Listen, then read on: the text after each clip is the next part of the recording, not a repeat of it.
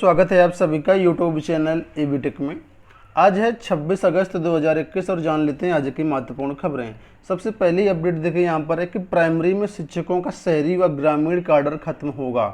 Basic शिक्षा राज्य मंत्री सतीश चंद्र द्विवेदी ने कहा कि परिषदीय शिक्षा में शिक्षकों के नगरीय और ग्रामीण काडर को समाप्त किया जाएगा। इससे ग्रामीण क्षेत्र से नगर में स्थानांतरण आसान हो जाएगा। बुधवार को बीएनएसडी शिक्षा निकेतन में आयोजित कार्यक्रम में राज्य मंत्री ने कहा कि 4.5 साल के दौरान उत्तर प्रदेश में 1,25,000 शिक्षकों की नियुक्तियां हुई हैं। इसमें ग्रामीण क्षेत्रों में शिक्षक सरप्लस हो गए हैं, तो नगरीय क्षेत्र में जो शिक्षकों की कमी बनी हुई है, यही वजह है कि काडर विभाजन समाप्त किया जाएगा। राज्य मंत्री ने कहा कि 1 सितंबर से प्राथमिक विद्यालय भी खुल जाएंगे। उम्मीद है कि ऑनलाइन कक्षाओं की जरूरत नहीं पड़ेगी। राज्य मंत्री ने कहा कि नई शिक्षा नीति के तहत परिषदीय स्कूलों में केवल मातृभाषा में ही पढ़ाई होगी। अंग्रेजी माध्यम के विद्यालय केवल मॉडल स्वरूप ही रह जाएंगे। जल्द ही इनमें भी मातृभाषा में शिक्षा दिलाने का कार्यक्रम शुरू हो जाएगा।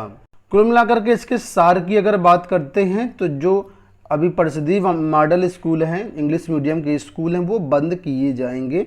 ठीक है, यहाँ पर भी देख सकते हैं सारी चीज़ें दी गई हैं कि प्रदेश सरकार ने शहरी और ग्रामीण काडर को खत्म करने का निर्णय लिया है। इसके साथ नई शिक्षा नीति के तहत अंग्रेजी माध्यम के परिषदीय स्कूलों को भी बंद करने का निर्णय लिया गया है। बेसिक शिक्षा मंत्री सतीश चंद्र द्विवेदी ने कानपुर में ये ऐलान किए। ठीक है, तो परिषदीय जो अंग्रेजी माध्यम के विद्यालय होते हैं वो बंद किए जाएंगे। नई शिक्षा नीति के अंतर्गत मातृभाषा यानी हिंदी में ही पढ़ाई करवाई जाएगी।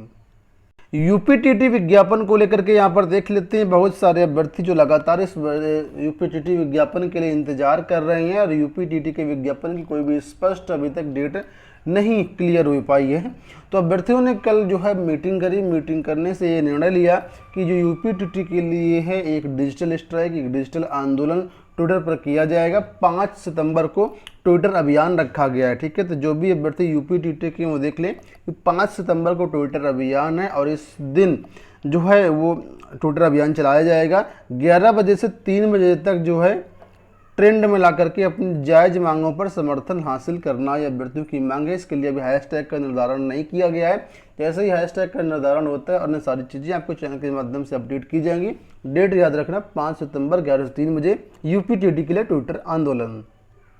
बात कर लेते हैं यहाँ पर पॉलिटेक्निक की परीक्षा को लेकर के।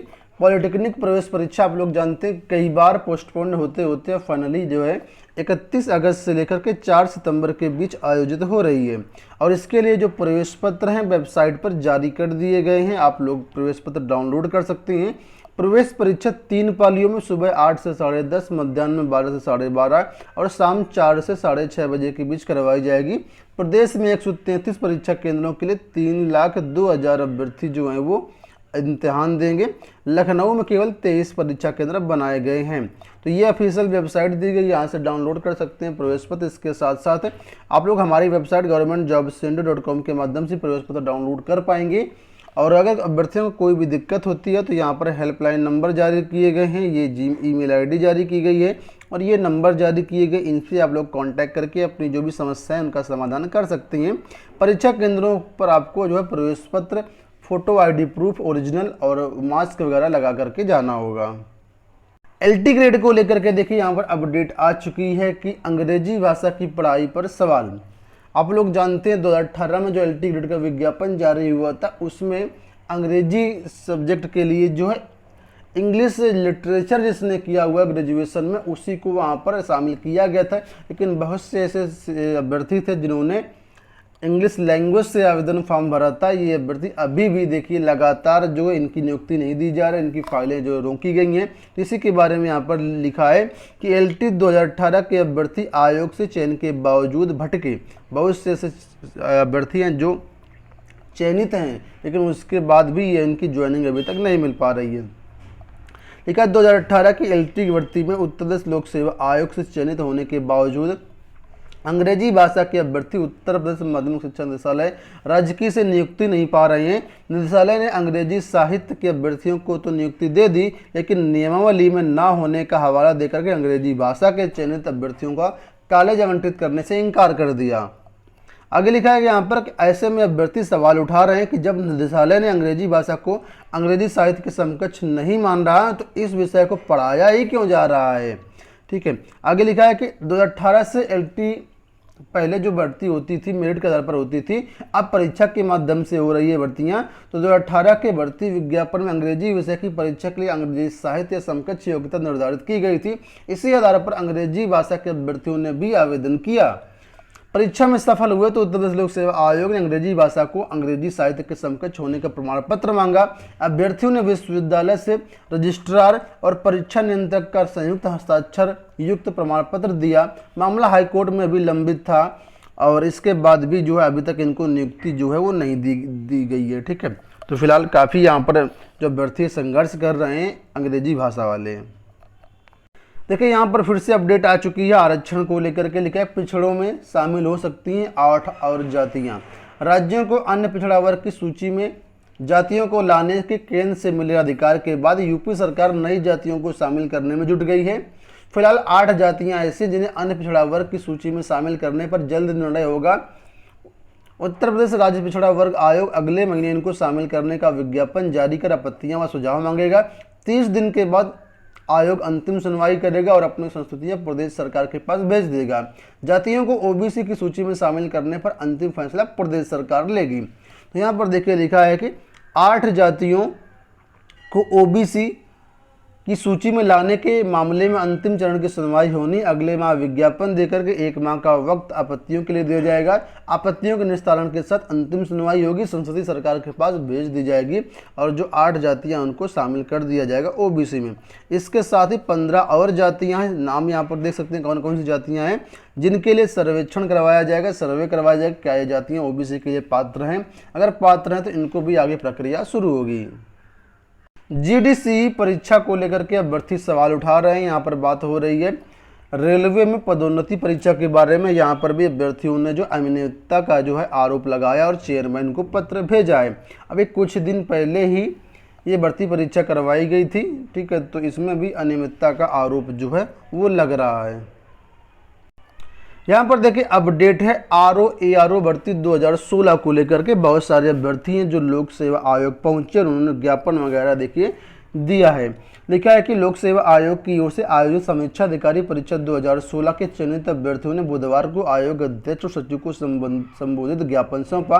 अभ्यर्थियों ने ज्ञापन के जरिए नियुक्ति की मांग की। अभ्यर्थियों का कहना है कि समीक्षा अधिकारी 2016 का अंतिम परीक्षा परिणाम 5 अप्रैल को जारी किया गया था और साथ में जो डॉक्यूमेंट वेरिफिकेशन है वो 28 से 30 जून के बीच करवाया गया था, लेकिन अभी तक रिजल्ट वगैरह नहीं जारी किया गया है। जबकि इस भर्ती प्रक्रिया को निकले जो है वो 5 साल हो गए। 2016 की भर्ती है, तो अभ्यर्थियों ने यहाँ पर जो है वो ज्वाइनिंग देने की मांग की है। बढ़ते हैं अगली अपडेट की तरफ। यहाँ पर अपडेट है, देखिए लिखा है शिक्षकों ने भरी हुंकार, पुरानी पेंशन बहाल करो सरकार। वित्तहीन शिक्षकों के मानदेय और विद्यालय की समय अवधि में परिवर्तन की उठाई मांग। आप लोग जानते हैं जो माध्यमिक विद्यालय इस समय सुबह 8 से लेकर के 4:30 बजे तक चल रही हैं, 2 पालियों में चल रहे हैं, तो इसको भी उठाई मांग कि इसमें समय में परिवर्तन किया जाए, पुरानी पेंशन बहाल करने की मांग की और भी कई सारी जो इनकी मांगे थी वो थी। इसमें कुल मिलाकर के 14 सूत्री मांगे थी। देखिए लिखा है कि माध्यमिक शिक्षकों ने बुधवार को जिला विद्यालय निरीक्षक कार्यालय पर धरना प्रदर्शन किया। पुरानी पेंशन बहाली, वित्तविहीन शिक्षकों का मानदेय दिलाने समेत 14 सूत्री मांगों पर मुख्यमंत्री को संबोधित जो ज्ञापन DIS को सौंपा है। एक बड़ी अपडेट है आंगनवाड़ी भर्तियों को लेकर के। आप लोग जानते हैं उत्तर प्रदेश में 53,000 आंगनवाड़ी पदों पर भर्तियों के लिए अलग अलग जिलों से विज्ञापन जारी हो रहे हैं और ऐसे में यहाँ पर जो है एक जो कहें कि पेंच वो ये है कि इस भर्तियों में EWS को कोई भी रिजर्वेशन नहीं दिया गया, जबकि EWS रिजर्वेशन लागू कर दिया गया। तो अब यहाँ पर जो है मामला गरमाता जा रहा है और इस भर्ती परीक्षा को रद्द कर नए सिरे से भर्ती की मांग की जा रही है। देखिए लिखा है कि बाल विकास एवं पुष्टाहार विभाग में 53,000 पदों पर चल रही आंगनवाड़ी कार्यकर्ताओं की भर्ती में बड़ी गड़बड़ी सामने आई है। सामान्य वर्ग के आर्थिक रूप से कमजोर यानी EWS श्रेणी को 10% का आरक्षण दिए बगैर ये भर्ती हो रही है, जबकि 193वां संविधान संशोधन में सभी श्रेणियों की भर्तियों में यह आरक्षण देने का प्रावधान है। प्रदेश सरकार कैबिनेट के माध्यम से इस मंजूरी भी दे चुकी है। तो यहाँ पर कुल मिलाकर के जो है EWS को आरक्षण नहीं दिया गया है, इस वजह से यहाँ पर भर्ती को जो है रद्द करने की मांग की जा रही है। देखिए यहाँ पर इसके बारे में दिया गया है कि निरस्त हो आंगनबाड़ी कार्यकर्ता भर्ती। EWS कोटे का आरक्षण दिए बगैर प्रदेश में चल रही आंगनबाड़ी कार्यकर्ताओं की भर्ती प्रक्रिया पर उत्तर प्रदेश महिला आंगनबाड़ी कर्मचारी संघ ने अध्यक्ष जो इनके गिरीश कुमार पांडे ने मुख्यमंत्री को पत्र लिखा है। इसमें उन्होंने भर्ती को रद्द करने की मांग उठाई है।